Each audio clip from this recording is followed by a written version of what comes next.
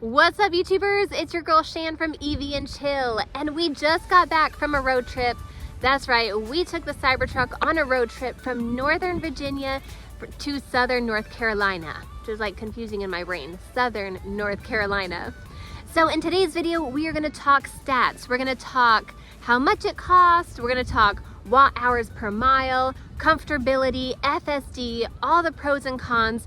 We're gonna dive into it in this video. But first, can we just get like a glamour shot of the Cybertruck? This thing is popping. Look at that. Oh my gosh, it is looking gorgeous. But it is also 36 degrees outside and I'm freezing. So we're gonna rewind this video. Let's get into the road trip and then stick around to the end when we go over all of our numbers. What's up, y'all? It's your girl Shan from EV and Chill, and we've got the whole fam in the car right now. We are road tripping to North Carolina, and it is a great day for a road trip. Look at these beautiful leaves. But the kids don't care because they are watching YouTube and they're watching their iPad, courtesy of the Wi-Fi via the Starlink. Hey, that's right, we cruising in style here.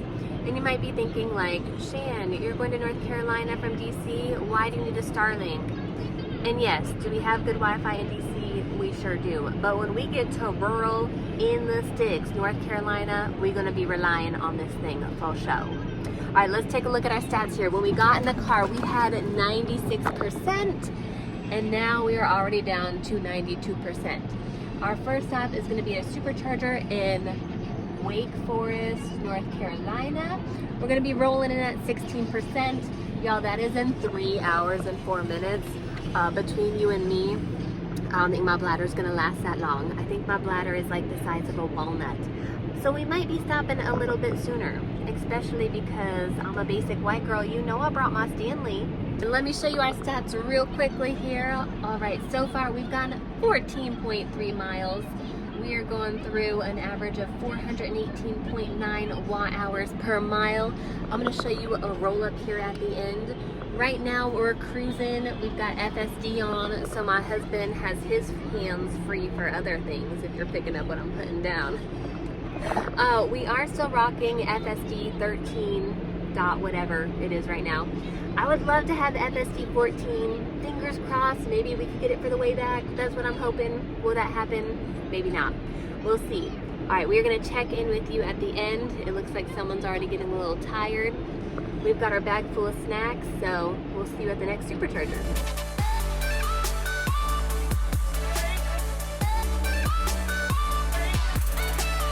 You guys, that sun is brutal. It is shining right in my eyes. Okay, we have the visor adjusted here. Oh, but this is a perfect example of FSD. Look at us just cruising around this curve right now. No hands on the wheel. This is really cool. Okay, and let's just continue to talk about like FSD and tech and range and kind of why we chose the Cybertruck. And people, this sun, it is awful. Okay, so, and just to give you like an idea of where we're at here. So initially we were gonna get to the supercharger in Wake Forest, North Carolina at 15%. Now we're up to 22%. And we just keep gaining that percentage back because we are so efficient here in the Cybertruck. Okay, now let's talk about kind of the old version of FSD. Now this version that we are rocking right now, this was meant for the Tesla Model Y, and they kind of just like scooped it up and put it in the Cybertruck. Now version 14, what I'm super excited about, that is made for the Cybertruck specifically. And it already does great, right? Like we can get from point to point and we don't have to do too much except keep our eyes forward because it will call you out if you don't. Y'all, I feel like Helen Keller right now because that sun is so bad. Okay, but this is one of the things that sets Tesla apart, right? Like we've tried Rivian, we've branched out to Ford, Kia, we've tried other EVs, but we keep circling back to Tesla. Now, range-wise, at max charge at 100%, we can get 320 miles in this baby. Now, there are other EVs that can go even further, right? Like the GMC Sierra, the Silverado, they have a range of like 450 plus. Now, that being said, if range is your jam, maybe that vehicle is for you. However, for me and my family, I have a tinier bladder, so I need to make more frequent stops. And we've got 2 kids. They are super cute. but they also require more frequent stops also. So that range isn't quite as important to me. But what is more important is the tech. Now, there are, of course, like other versions of FSD, right? We've got like Super Cruise, which can maybe do like super well on the highway. I mean, we even tried different versions. Like we tried it in our Mustang Mach-E, we tried their version of it, and it worked out pretty well on like straightaways, highways. But when you get to like city driving, taking exits, I think FSD is probably like top notch. I think that tech is still light years ahead of other companies. So, I mean, between the range, which again, like isn't crazy important to me, we're still going to be making more frequent stops. But the tech, that is what keeps bringing us back to Tesla. So that's why I'm super excited about version 14. I mean, door to door without even basically touching the steering wheel, I don't think it can get better than that. And Tesla is already so safe, so to know that there are even like all of those extra cameras and all the extra technology just working to get me to my destination, like even on a more safe level, like more safely, does that make sense? That's just another point for Tesla. That's why we just keep coming back to it.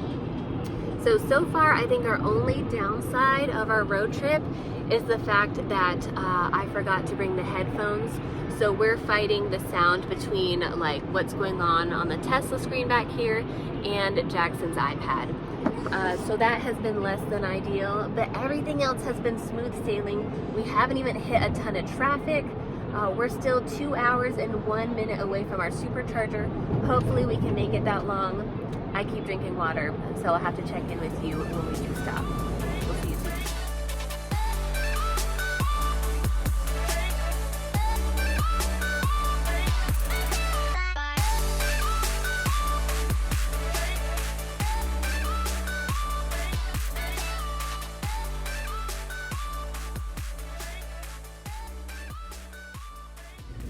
Okay, we are coming up to our first supercharger stop of our trip here, and you can see we are rolling in at, can you see that, at 8%.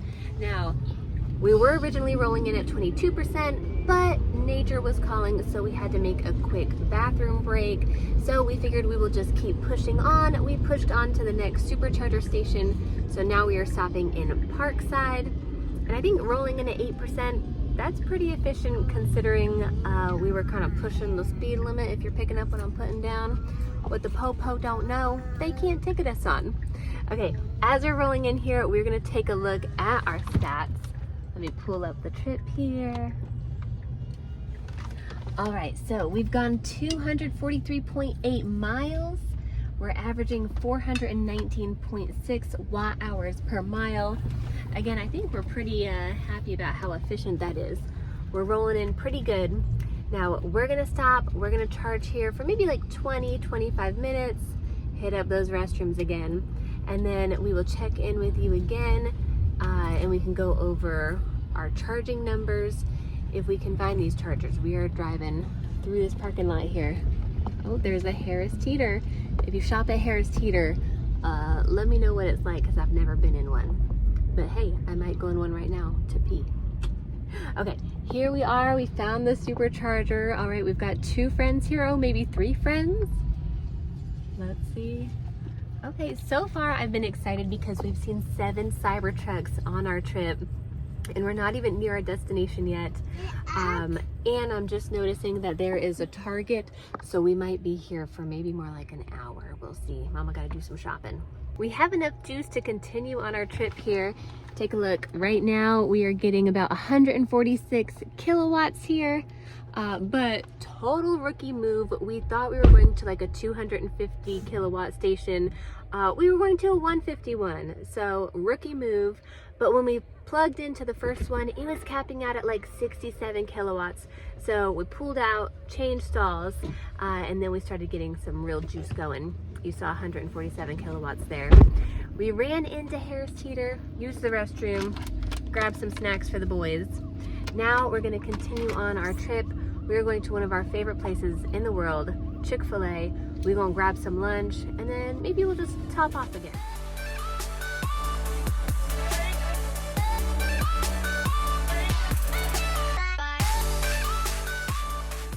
We are pulling up to supercharger number 2 on our trip. This time we made sure it was definitely a 250 charger, so we should charge even faster than we were at the 150, thank goodness. And total pro move here, we grabbed our lunch, we have the Lord's chicken because the calories won't count, hallelujah. So we will eat while we charge. Now, right now we're not doing too bad. Right now we're at 21% left. However, since we're in kind of a rural area, we're just gonna top her off, give her lots of juice and some leaven. That way we'll be good to go for tomorrow too. But let's take a look at our stats real quickly while we pull in. And look, these are some nice chargers here. Look at that, those look good. Okay, let's take a look at our stats here. We've gone 310 miles and our stats just disappeared. Give them just a second. This drink, oh, Jackson is loving his drink here. Okay, the stats are popping back up. And here we go. We've done 310 miles. We're averaging 418.7 watt hours per mile. So overall, I think we're doing pretty well. I think we timed this trip pretty nicely. We've been able to cruise using FSD. We've got all of our snacks. No one's had any meltdowns. We haven't had any diaper explosions, which is always a plus because somehow that always happens on a trip. But right now, we're gonna break for lunch. We're gonna top off and then we'll keep on driving.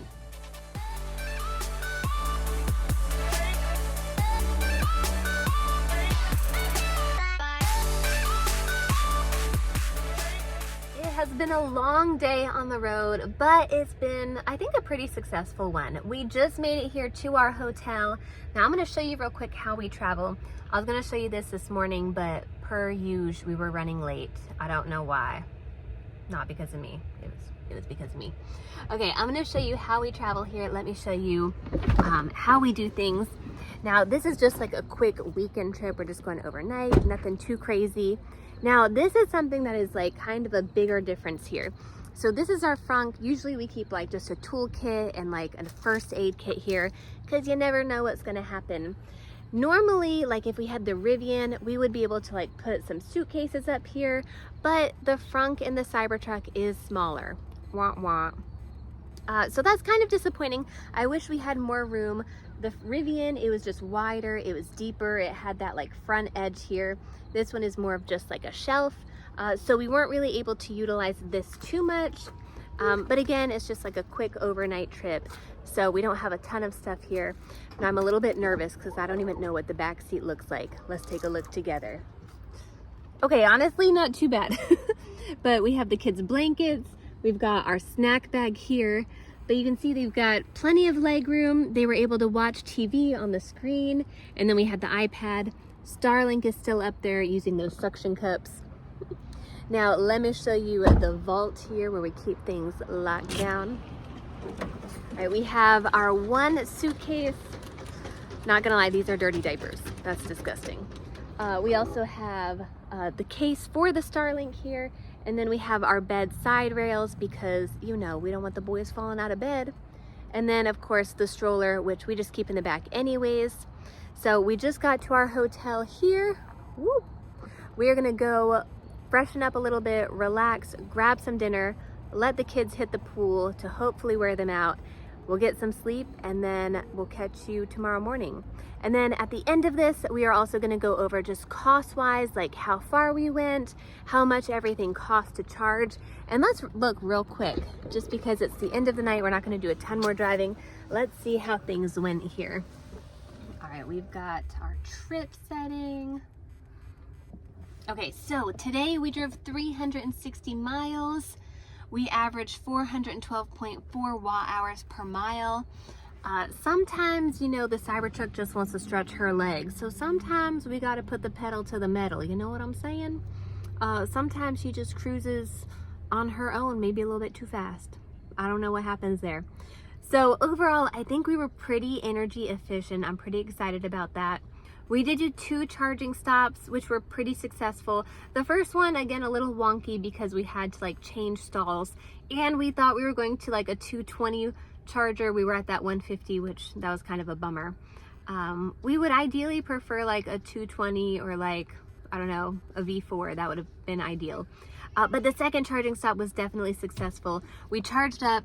After a little bit more driving and exploring, we arrived at the hotel with 58% charge. I'm like more than happy with that. So tomorrow morning we'll probably top off again and then we'll keep on driving.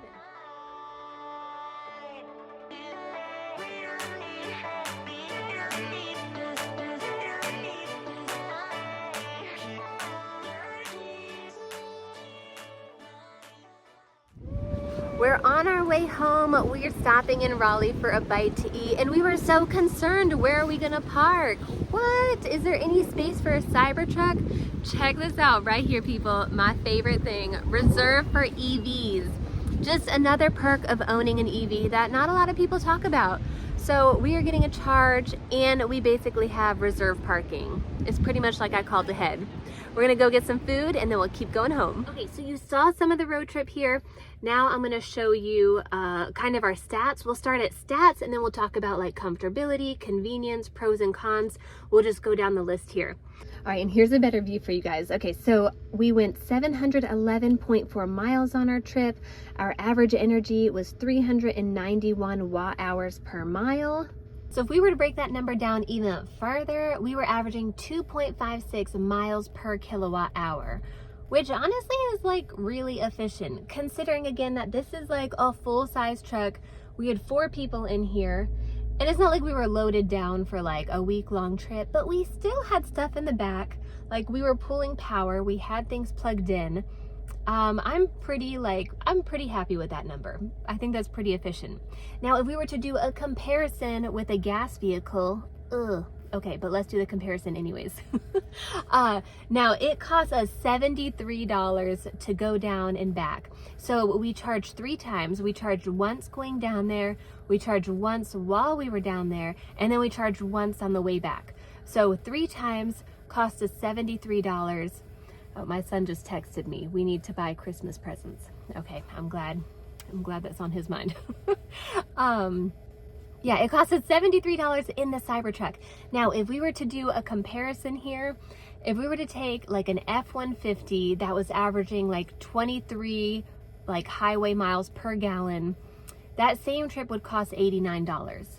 So not like a massive savings by any means, but still, people, that savings could still get like maybe a tall PSL and 2 cake pops at Starbucks. Don't ask me how I know that. It's not a routine order or anything like that. Okay, anyways, so not like a massive savings. However, when we talk about comfortability, y'all, this thing, I could cruise in this for like a week long. I mean, maybe I'd have to stop at a hotel at night, but still, like, this thing, it is comfortable. Like, we have plenty of room for everyone. We've got the heated and cooled seats. We can warm up the steering wheel. I mean, hello, the dual temperatures, that is a must-have, people.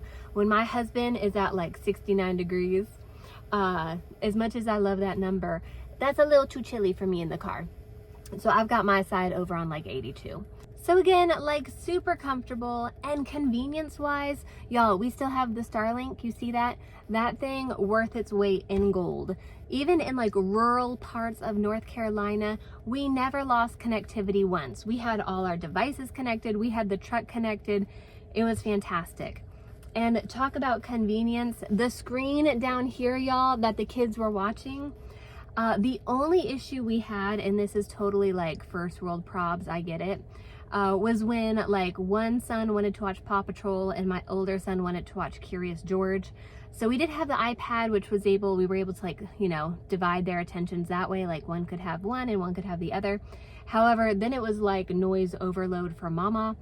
So with all those noises like overwhelming Mama, we just compromised. We put a movie on the Cybertruck screen and then everyone was happy. So convenience wise, again, this thing is amazing. And partially the convenience factor was for the driver. Now, usually I drive the Cybertruck. This time I was nice. I said, hubby, like, I drive the Cybertruck all the time. You can drive on our road trip. And also that benefited me because then I could nap. So he had a great time. He was using FSD. It literally took us all the way down to our hotel and all the way back to our house. We used it pretty much the whole time. And FSD, y'all, I know I said that there are other versions that are like somewhat similar on the market, but there is nothing compared tech-wise to like what FSD can do right now. Again, even though this version isn't made for the Cybertruck, it still is like changing lanes, merging lanes, taking exits, making lefts and rights on city streets.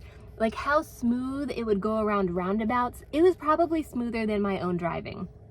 Now, if you ask me again, I'm not going to say that because I think I'm an amazing driver. But honestly, I was so impressed with how this took like even rural roads. Like it was doing amazing. So that was always a plus. And we went down for sightseeing. So FSD really allowed my husband to be able to like see what we were seeing too. So that was like a major plus.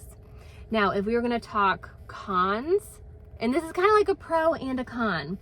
Now, this might come as a surprise to some of you, but I love attention. It's true, I do. So that is partially why I wanted to buy the Cybertruck, because there's nothing else that looks like it on the market. It's so polarizing. You love it or you hate it, but no matter where you go, you're turning heads. And then we add the wrap factor. Like this wrap, I haven't seen another one like it on another vehicle. It is also turning heads. And then when people see who's driving and a passenger, like, of course, we're turning more heads.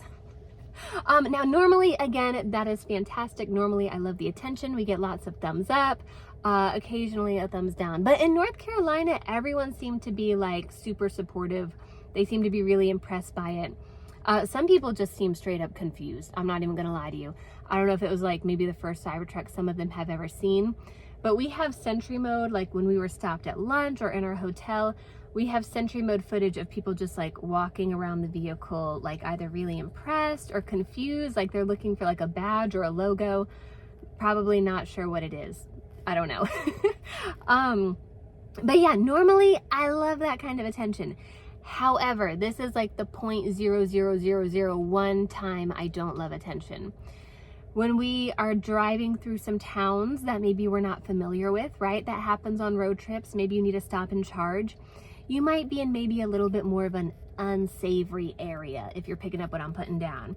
Maybe the kind of area where you don't want attention. Maybe you just kind of want to fly under the radar. And with this vehicle shape and this wrap, you're still getting the same kind of attention. So on our way home, we did stop and charge, and nothing happened, nothing bad happened at all, but we were getting lots of attention, and it just kind of gave you that like unsettled feeling, you know what I mean? Like you just kind of want to get in, get out. And especially as like a mama, like as parents, we have our boys in the back with us. Safety is always our #1 concern. So that was probably like the fractional part of Cybertruck ownership where it's not a good thing to have that attention. But overall, y'all, our road trip, I would count it as a major success. I mean, it was less expensive, not by much, but still a little bit less expensive than if we were to do a gas vehicle. Comfortability and convenience, that was top notch. FSD, that just is like a cheat code for life, basically. Like literally all you have to do is have your booty in the seat and your eyes forward, because it'll catch you if you're not looking forward. It knows if you're distracted. But yeah, it's kind of like having a cheat code, which just made our road trip so much more relaxed. We could really just enjoy being in the vehicle. So that was super nice.